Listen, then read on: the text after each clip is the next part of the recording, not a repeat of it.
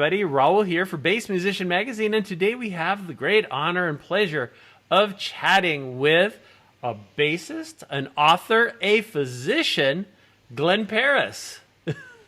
Hi, everybody. How you doing? Good, good. Glenn's beginning early on in bass had a shorter run than many people, and I'm going to allow him to tell us about this. And the biggest part of what we were going to talk about is his book, Dragon's Air, Archaeologist's Tale. But let's kind of go back to the music part and your bass story, Glenn. Tell us a little bit about that. Yeah, sure. It was a time in my life when I was probably happiest. I saved up a little money, and I bought, I think like a $69 bass or $59 bass, at the local music shop. And I knew a couple of bass players in the neighborhood, and I begged them to teach me how to play bass. And they said, the kid's got a little money, I can make a couple of dollars. So they gave me some lessons once a week, after school or on the weekend or something like that. And then on the weekends when they'd actually play at different venues, I'd go and I'd watch my mentor, play. And it was cool. Frankie Carr and Paul Frawley, and these, I have no idea what became of these guys. But, back in the day, I thought they were really, really talented. I learned how to play by ear mostly. I learned how to play, simple things, usually R&B stuff, nothing really fancy. Loved to learn how to play jazz, but, I could get maybe like a bridge, but I could never, get the runs and the changes and that kind of stuff. I just wasn't that fast, wasn't that good. You start listening to things that you could never reach. It introduced me to jazz, traditional jazz, jazz fusion, jazz rock, that kind of thing. And I really just had the best of times, in those days. And I can tell you when it was. It was from about 1972 to about 1976, 5 or 6 or so that I played. And I carried that bass with me through college and even into med school and residency. And I just seemed to play it less and less and less as the years went on. But I began collecting music. And I can tell you my tastes go from R&B to classic soul from the 60s, shag music from the 50s. I listened to some big band stuff from the 40s. I listened to some country western. I listened to rock. I listened to some of the classicals. I listened to a little bit of everything. And I always love musicians who blend some of those things in. Even though at one point the academics became way more than being able to continue playing bass, and that continued appreciation of music, even in your writing, you use music as part of your muse and your inspiration. I do. I really do. In almost anything I write, I think probably one thing I didn't have any musical references in, but in Dragon's Air, I talk about a place on this distant world called the Forest of Feelings. And I don't know if you did any research on David Sancious, which is one of my musical idols. His first, second album was The Forest of Feelings. And I love that album. I love the other album, Transformation, so much. I used a lot of that when I choreographed a lot of the action scenes in the book or some of the more sensitive scenes. I use softer music for. Sometimes when there's a build-up, he's really, really good at that. His musical style I would describe as orchestral in nature, really. I use that sort of as faux themes, every movie or any kind of cinematic work has got to have a setting music to it and theme music to it. So I use that in my mind a lot as I write. When I wrote my murder mysteries, Jack Wheaton, often references Boney James and Here She Comes when, the beautiful object of desire comes around the corner and sort of in slow motion in his mind. And I sort of describe that kind of an image. I really get inspired as I listen to music when I write. It's interesting because I think many authors will have, when they have to create other worlds, other species, unknown things, there are these small little anchors in reality that many times are kind of obscure for the general public. But when you look closer, you go, oh, wait, this is based on something like that. And I remember when I read Dune, and I was like, oh, how creative, this guy, all these things, and the Freeman and all this stuff, only to learn that so much of it was based on the Middle East and the people of the desert. I'm going, well, okay, so maybe he wasn't as imaginative as I thought, but how he applied it, it was Well, great. yeah, I still give him credit for that. Yeah, I recognize it as a takeoff on the Middle East and the oil prices coming. Yeah. But he was prophetic in that regard, because he wrote Dune in the early '60s, published it in '65, but he wrote it in the early '60s. We didn't really get into the gas crisis until the early '70s. Mm-hmm. So, he recognized the coming battle. And I think that it's sort of the job of science fiction writers to do exactly that, to prophesy, things to come based on what we're looking at right now. So that said, with your book, it encompasses the timeline. And part of this is back to my life. I have a undergrad with physics. So as I'm looking into this far into space in the past and towards the future, we are just a notch on that timeline. Yeah.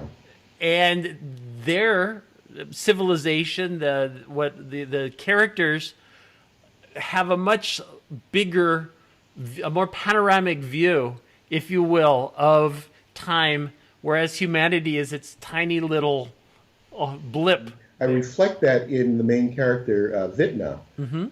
She's an archaeologist. What value could an archaeologist be to a people who have vivid, detailed memories that go back 100 million years? It's a worthless profession. Yeah. But when they come back, they find that there's a dark period that they don't have any records on. And she digs right into that. And it's interesting to think of ourselves as the object of an archaeologist's interest, our present being an archaeologist's project, so to speak. Oh, I actually think that we used to chuckle because when you look at our existence, and more so the impact we're having on our surroundings, whether you look at it from a planetary scale or even on a smaller scale, and you think ahead, what is an archaeologist going to think about these things that they're seeing, and what conclusions are they going to draw? The one that always came to mind was when I would chat with plastic surgeons that were doing breast implants, that archaeologists in the future would find these skeletons with these strange orbs placed on their chest and go, we don't understand why they would do this thing. Some ritual they had, they put these things there. Who knows? That is going to be a really interesting question in about 1,000 years. Exactly. What were they thinking when they did this? And I can actually hear people debating, these were placed on the chest close to the heart so they'd have water in them. Yeah, so drawing the wrong conclusions is still scientific method. And I know that in science fiction, many times, like there was with one of the Star Treks, it was the episode where Chekhov had gone looking for nuclear vessels and had fallen on the carrier, the Enterprise, and they were going to trepanate his head to let off the pressure. Yes. And Bones was carrying on. What kind of barbarians would cut a hole in somebody's head to fix it? But it's not far. When we look at archaeology, the Mayans did this for patients with headaches. Sure. And they found skulls with very neat square holes punched in them with obsidian knives, which tells you they weren't successful. The patients didn't survive. There wasn't healing after that. I mean, it was the end of the road. Actually, in the East, in Egypt and sometimes in Rome, there were cases of people who've had craniotomies where a piece of the skull has been removed and then placed back and then healed. Wow. There's evidence that this healed over. So whatever they did it for, whether it was successful or not, the patient survived the operation. That's amazing. But I digress and I go back to your book. Here we are the subject of an archaeologist. The only challenge I had, and I'll say it would be a good project for you to sit down with an artist and make like the guidebook of the different species. Yes. That's actually a project that I'm tackling right now. Excellent. I am recruiting a number of artists. There's something about the artistic mind that gets this story. And from the first iteration of the story, Eminent Domain, by J. Cameron Time, which was my pen name 25 years ago, the artists at conventions always got it. Yeah. They would ask questions about, what the character looked like and why they did, why they had certain traits. And as I explained why, I could see the gears going in their minds, and they got it. And I can't tell you how many artist renditions were sent to me as a young author. And it's like, does this look like it? Does this look like it? And they all had their own interpretations, which is a great thing in literature, for people to have their own interpretation. Of course, I have my movie in my head, but these artists have completely different things, but they work for them. Yes. They really get into it. I reconnected with an artist that I worked with over 20 years ago, and he was so excited about getting back into it. He remembered the characters. He sent me a new sketch. He says, yeah, I'd love to work with you again. I mean, you've got to write the sequel to that book. I've been waiting for it for years. And it gives you a warm feeling as an author. With music, lots of people listen to it, and, they talk about it, and then, it kind of goes viral. Books, not so much anymore.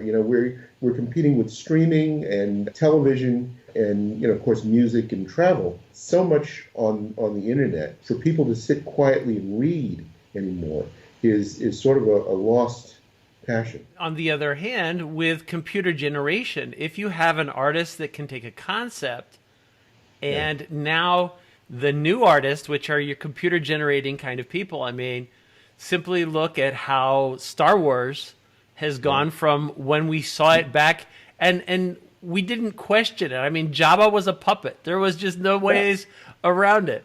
But they could CG him now and make him move around the field. And so there's so much that can be done, but it always starts from the human, your mind, to somebody who can convert it into a visual prospect, and then it goes to the next layer, the next artist, and how they're going to convert it. I think that's very exciting. And of course, this is coming from someone who is the proud nerdy owner of the Starfleet Cadets Manual and the blueprints for the original Enterprise. And I still have a copy of that myself. There you go. And so I just wanted to see it. Yes. When I began writing science fiction, I said to myself, right, I'm a big Star Trek fan, a huge Star Trek fan. And I said, okay, if I'm going to write something, I don't want to write Star Trek. I want to write something that is clearly millions of years ahead.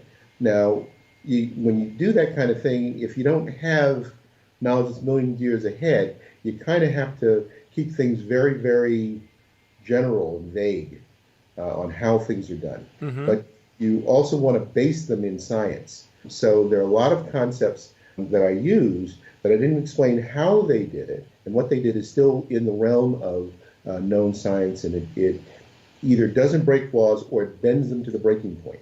Well, I'm hoping that people, by having heard part of this conversation, are going to be, we've wet their whistle, we've got their interest going. I want to keep them wanting more. So people, if you want to know more about what we're talking about so you can experience yourself Dragon's Air, where's the best place for people to find your book, Glenn? The best place for them to find the book is really Amazon. They can get the book within 48 hours from Amazon. But Barnes & Nobles will also order it for you in a heartbeat, and so will Books A Million. Anywhere that you get it is fine by me. I just like the idea that the story gets out, and I hope that people enjoy it.